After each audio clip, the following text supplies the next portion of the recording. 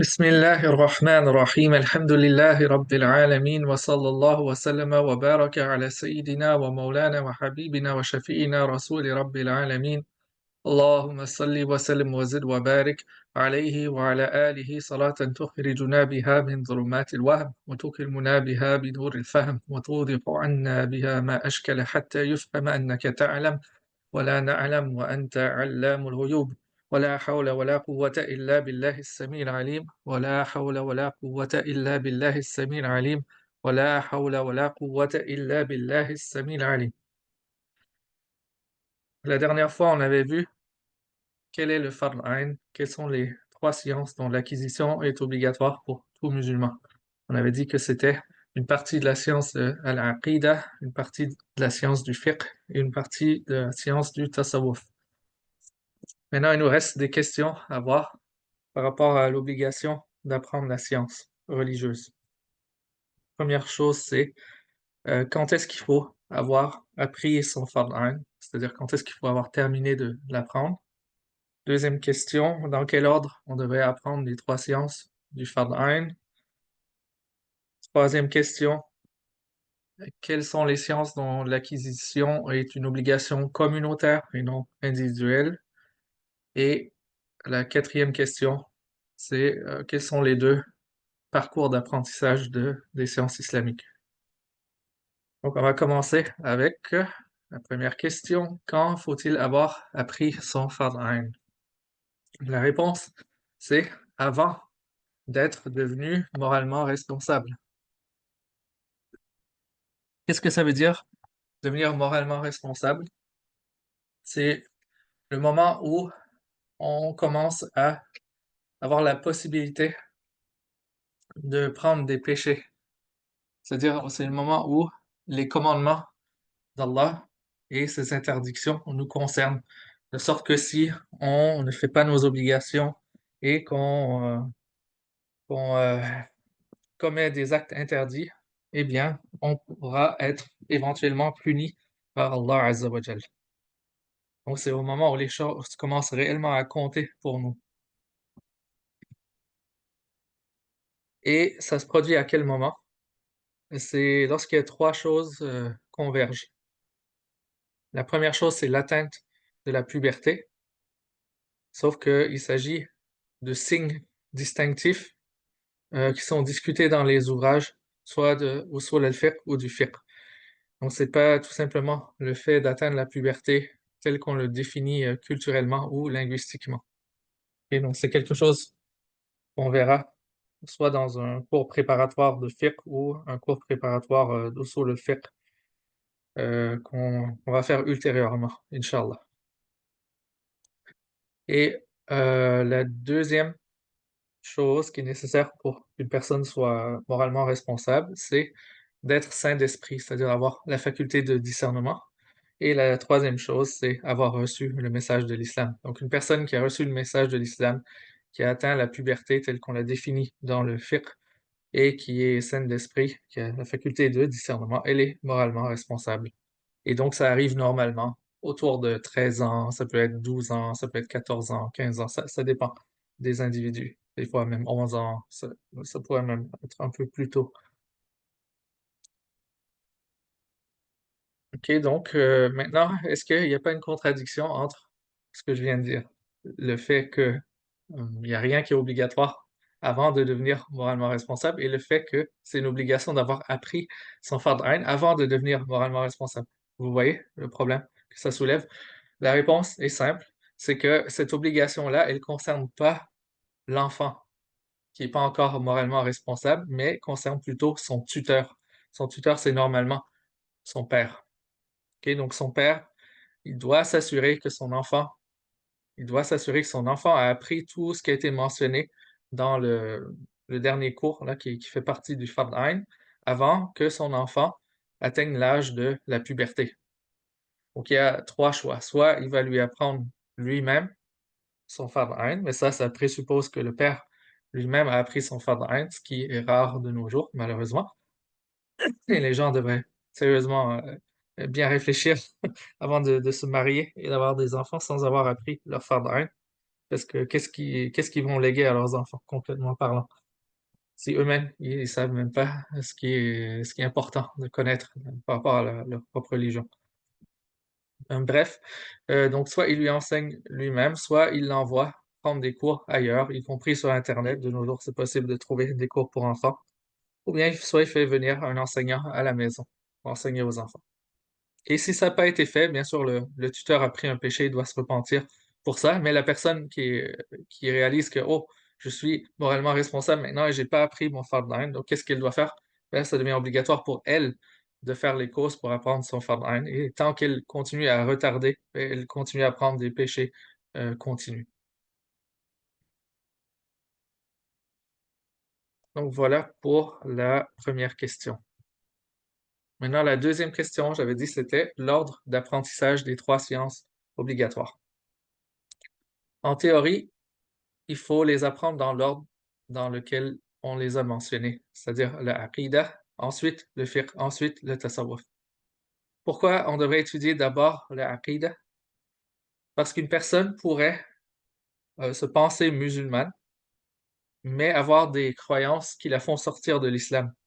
Et si cette personne décède dans cet état, et on ne sait jamais quand la mort viendra nous chercher, la personne sera, considérée comme étant une mécréante.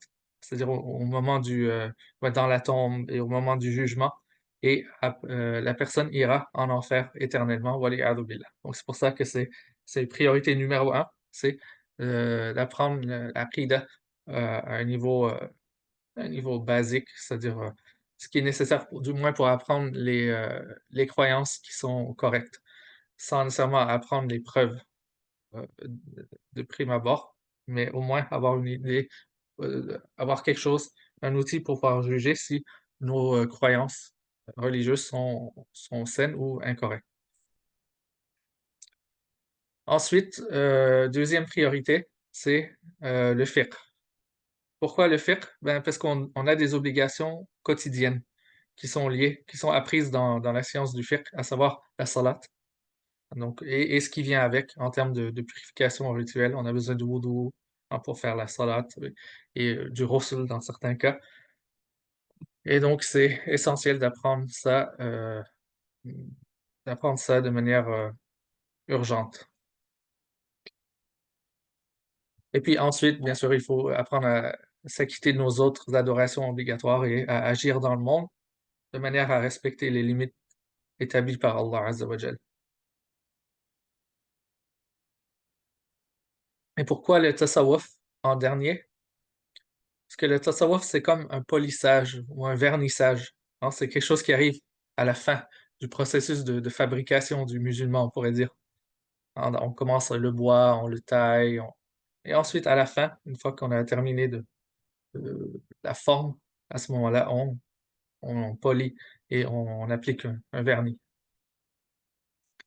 Et ce polissage qui est le tasawwuf, il doit, se construire là sur une croyance qui est saine et une pratique religieuse qui est conforme à la charia.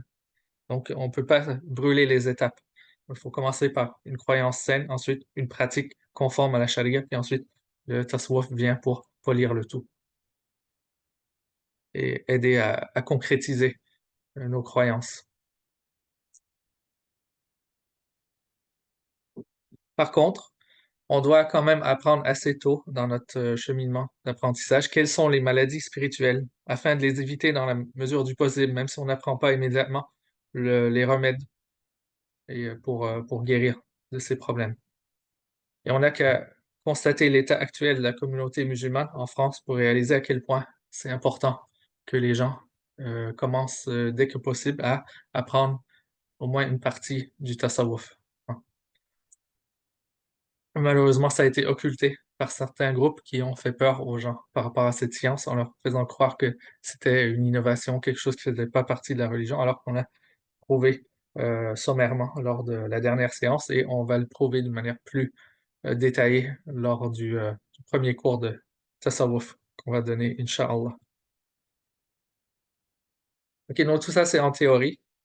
En pratique, il se peut qu'il soit nécessaire d'étudier simultanément ces sciences et surtout la aqida et le fiqh, heu par exemple, si une personne vient de se convertir à l'islam ou se repent après avoir passé sa vie sans pratiquer l'islam, ben, il devient pressant d'assainir les croyances et en même temps d'apprendre à faire la salat et le wudu et les choses qui sont nécessaires pour que la prière soit valide. Et puis si, par exemple, le mois de Ramadan approche ou qu'on est déjà dans le mois de Ramadan, il faut savoir comment faire un jeûne qui est valide. Mais dans tous les cas, on espère pouvoir mettre sur pied un cursus complet d'acquisition du Farm qui va vous montrer toutes les étapes, Inch'Allah. C'est-à-dire, vous allez avoir le niveau zéro, par exemple, et on va vous dire, OK, ça c'est le premier cours que vous devez suivre dans le niveau zéro, ensuite celui-ci, ensuite celui-ci.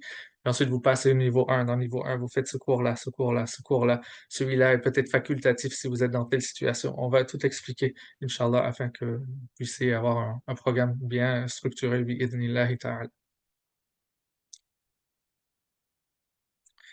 Maintenant, notre troisième sujet, les sciences qui sont obligatoires à l'échelle collective. On appelle fard kifaya. C'est-à-dire que c'est pas obligatoire pour chacun d'apprendre ces sciences, mais il faut qu'il y ait des gens dans la Ummah qui apprennent ces sciences et qui les maîtrisent. Donc, parmi celles-ci, il y a l'aqidah, mais à un niveau avancé. Par exemple, les réfutations des fausses croyances et les preuves détaillées. Vous avez aussi le fiqh à un niveau avancé. Par exemple, l'héritage, le fiqh de l'héritage, ça c'est une obligation communautaire seulement. Et plusieurs des petits détails, même par rapport à la prière, au hajj, ces choses-là, les petits détails. Et il y a certains chapitres en entier qui sont que des obligations communautaires dans le fiqh. Ensuite, le tasawwuf à un niveau avancé également. Donc, ce qui dépasse ce qu'on a mentionné lors de la dernière séance. Ensuite, vous avez l'exégèse coranique, at-tafsir. Donc, c'est pas obligatoire de connaître le moindre tafsir, mais c'est une obligation à l'échelle communautaire. Et malheureusement, on voit des gens prendre des cours de tafsir alors qu'ils ne savent pas comment faire leur wudu comme il faut. Ensuite, vous avez les cours de tajwid, la science du tajwid, je veux dire, la manière de réciter correctement le Coran, qui est une obligation communautaire. On en parlera des recommandations individuelles plus tard, tout à l'heure, Inch'Allah. Mais là, ici, on veut juste que vous compreniez que c'est pas, à la base, c'est pas une obligation individuelle, le tajwid, même si on vous balance souvent ça dès que vous vous convertissez à l'islam euh, ou que vous repentez, vous commencez à pratiquer, on vous encourage tout de suite à apprendre le tajwid, à mémoriser le Coran et à apprendre l'arabe, alors qu'il n'y a aucune de ces sciences qui sont des sciences obligatoires au niveau individuel et on ne vous encourage pas à apprendre ni la aqidah, ni le fiqh, ni encore moins le tasawwuf. Ok, donc ensuite, parmi les sciences dont l'acquisition est obligatoire à l'échelle collective, vous avez les autres sciences coraniques, il y en a plusieurs. Et ça inclut aussi la mémorisation du Coran en entier, ça c'est une obligation communautaire. C'est simplement recommandé à l'échelle individuelle d'apprendre plus que la Fatiha.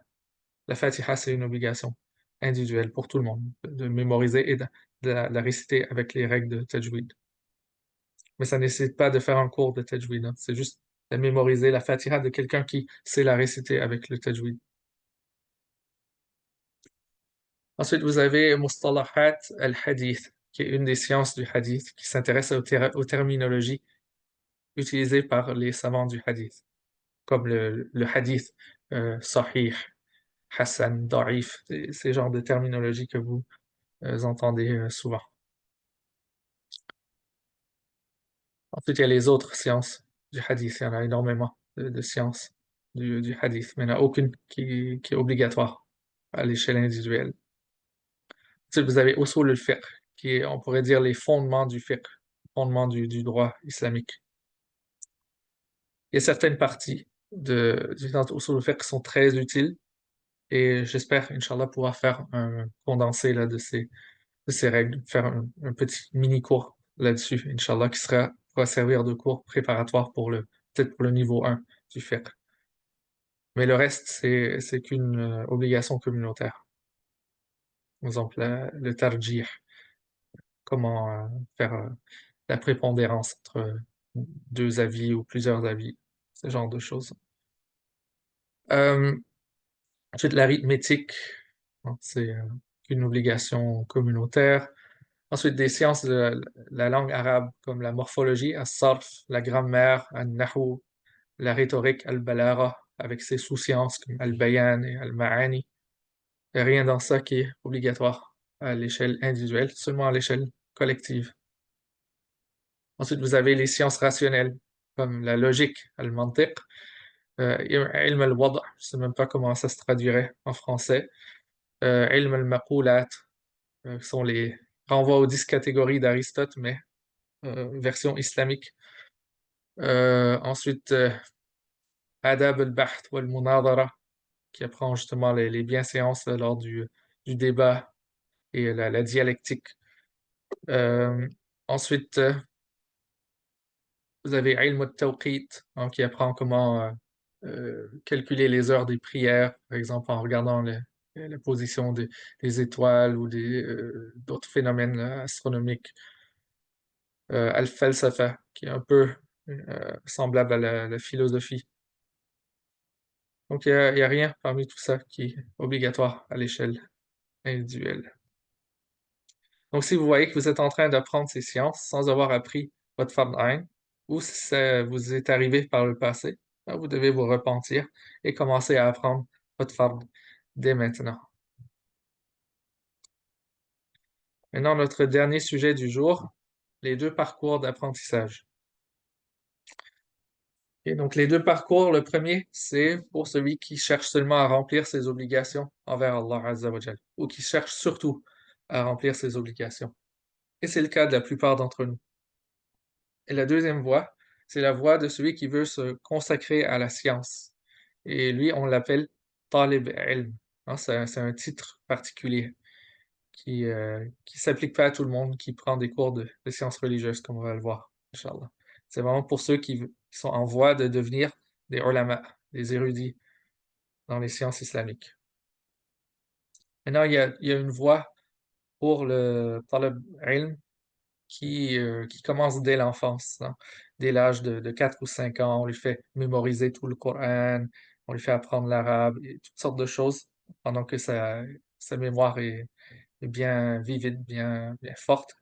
Et il va étudier pendant de longues années, comme ça, avec un programme assez structuré. OK?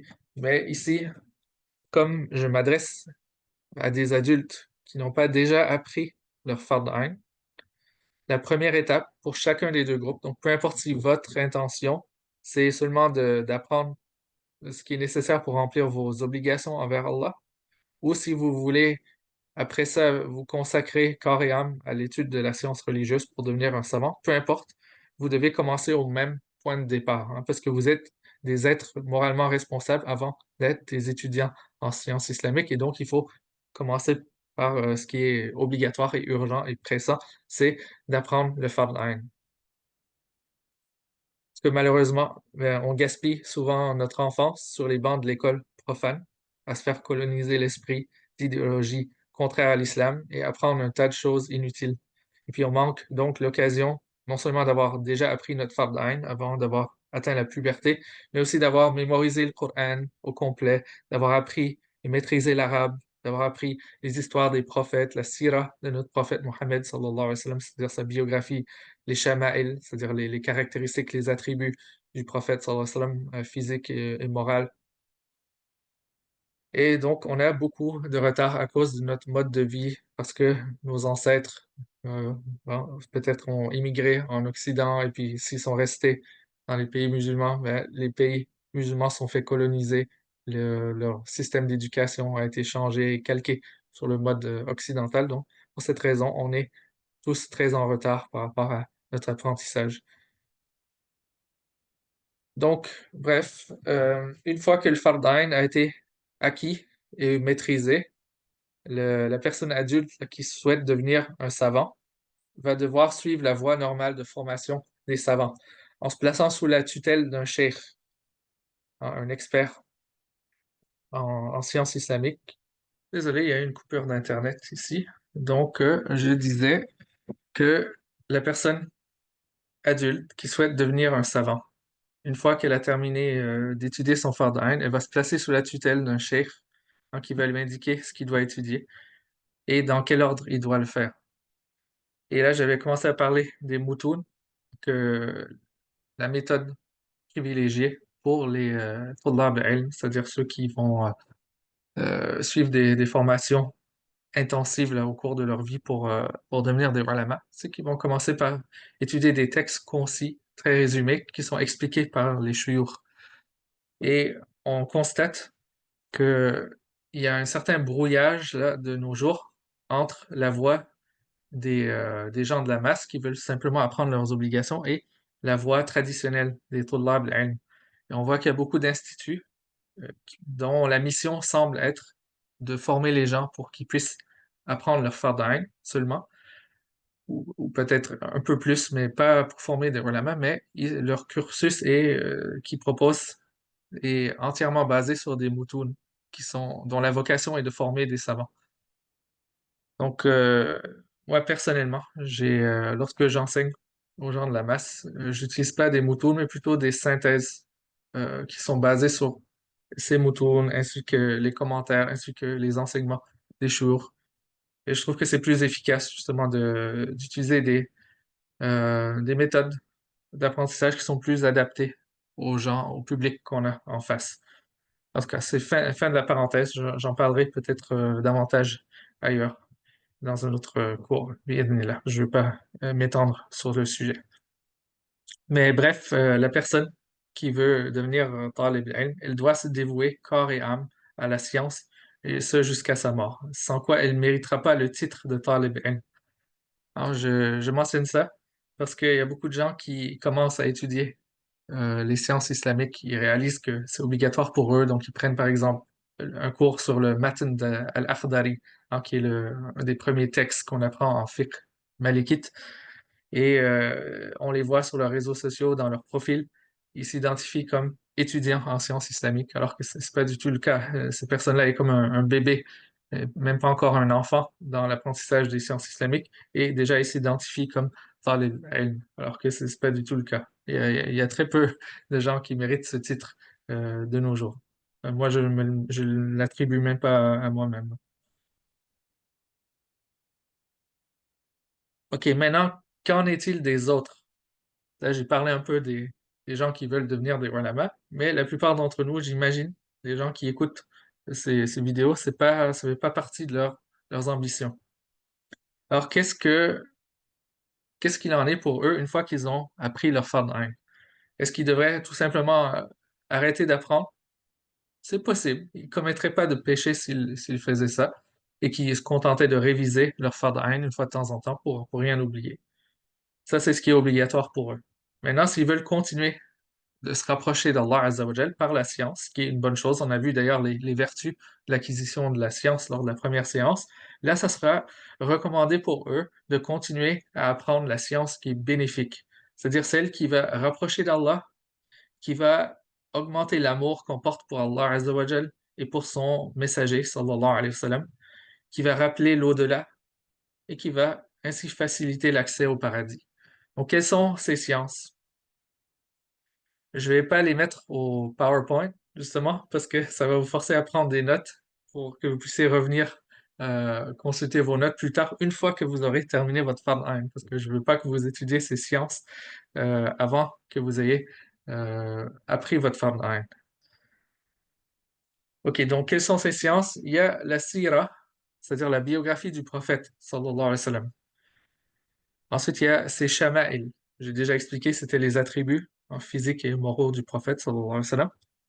Cela étant dit, même si ces deux sciences sont pas traditionnellement euh, classées dans les sciences de Fard Ain, ça demeure pas moins qu'il est très important d'avoir certaines notions sur la sira et sur les shama'il. Parce que de nos jours, étant donné qu'il y a une très longue période historique qui nous sépare de l'époque du prophète, sallallahu alayhi wa sallam, et étant donné que les gens pieux sont de moins en moins nombreux, les gens qui pourraient nous rappeler le prophète sallallahu alayhi wa sallam par leur comportement, notamment, Ça devient extrêmement important à notre époque d'apprendre la sira et d'apprendre les shama'il, justement pour avoir cette connexion avec le prophète sallallahu alayhi wa sallam qui nous ouvre les portes de la connexion avec Allah Azza wa Jal. Ensuite, parmi les sciences bénéfiques, même pour les gens de la masse, il y a les khasa'is du prophète sallallahu alayhi wa sallam qui sont ses particularités, c'est-à-dire des choses qui ne s'appliquent qu'à lui sallallahu alayhi wa sallam. Donc ça augmente justement le respect et l'amour qu'on porte pour le prophète sallallahu alayhi wa sallam et donc c'est une science bénéfique. Ensuite, vous avez Dala'il an-Nubuwah, qui est la science qui s'intéresse aux preuves de la prophétie du prophète Mohammed sallallahu alayhi wa sallam. Et ainsi, ça va augmenter notre foi, notre iman de connaître ces choses. Ensuite, il y a les noms d'Allah, hein, ainsi que leur signification et les manières dont on peut euh, avoir une relation avec Allah Azza wa Jal par l'entremise de ces noms. Donc ça aussi, c'est très, très utile, même si ça ne fait pas partie du Fard Ain. Ensuite, vous avez la mémorisation du Coran. Bien entendu, il s'agit d'une chose qui est recommandée euh, au niveau individuel et qui rapproche d'Allah, qui a beaucoup de hasanat,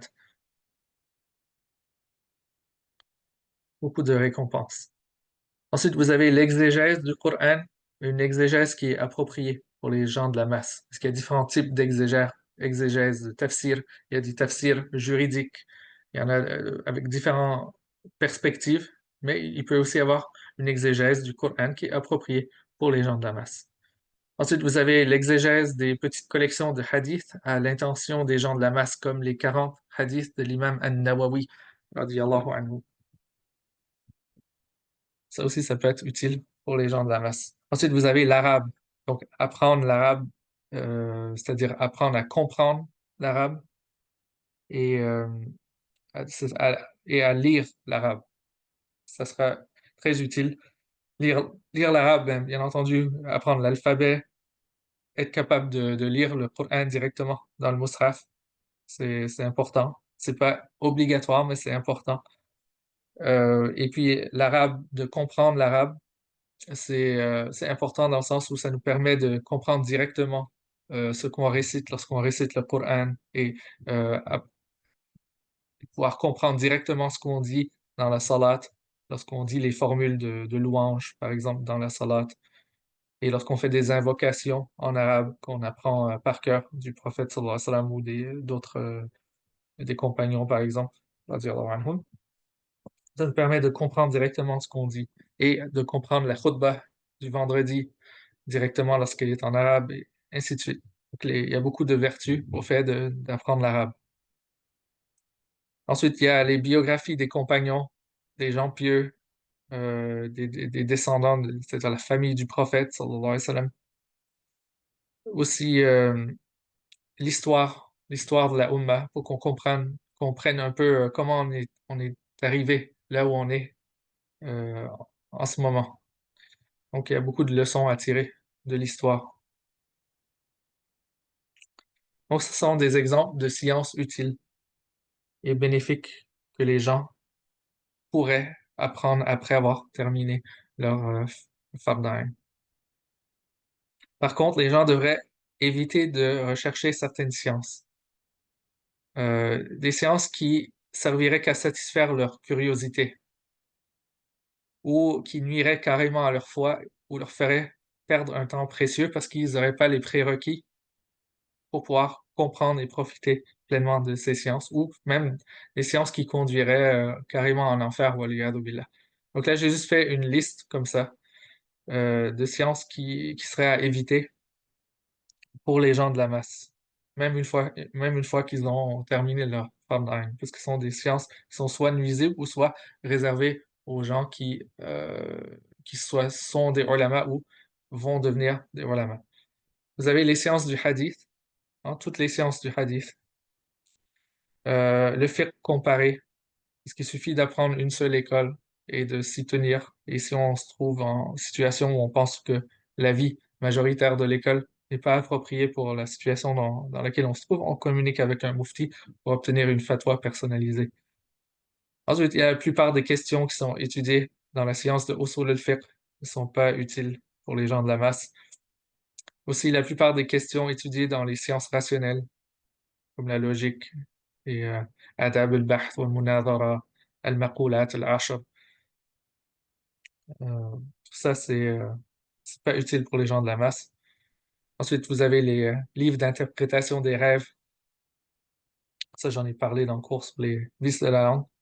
Ensuite, vous avez les livres de mystiques soufis, comme les livres de Ibn Arabi, ou bien des livres de personnes comme René Guénon, ou des livres des philosophes islamiques, comme les livres de Ibn Rushd, le petit-fils, Averroès, et Ibn Sina, par exemple.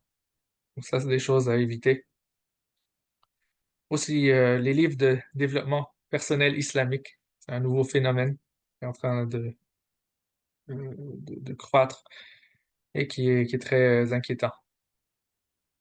Parce que c'est écrit par des gens qui ont aucune maîtrise des sciences islamiques et qui font qu'imiter certaines choses produites par les non-musulmans. Donc la conclusion dans tout ça, c'est que ouais, il est nécessaire de consulter les shuyukh avant de se lancer dans des cours et avant de lire des livres sur la religion. Les livres, on va revenir là-dessus plus tard, je pense dans la dernière séance de ce cours. Et il ne faut pas s'en remettre à soi-même et estimer qu'on sait mieux que les experts en la matière, c'est-à-dire en matière des sciences islamiques. Et il ne faut pas non plus se fier uniquement aux conseils de nos amis et des gens de la mosquée. Parce que, comme on l'a vu, souvent, ils vont nous encourager à tout de suite mémoriser le Coran, apprendre le tajwid, l'arabe, alors qu'on vient juste de se convertir ou de commencer à pratiquer notre religion et qu'on ne sait même pas comment faire nos ablutions comme il faut. Donc voilà, إذا نسأل الله أن يعلمنا ما ينفعنا وينفعنا بما علمنا إنه على ما يشاء قدير وبالإجابة جدير ونعم المولى ونعم النصير وصلى الله على سيدنا محمد وعلى آله وصحبه وسلم.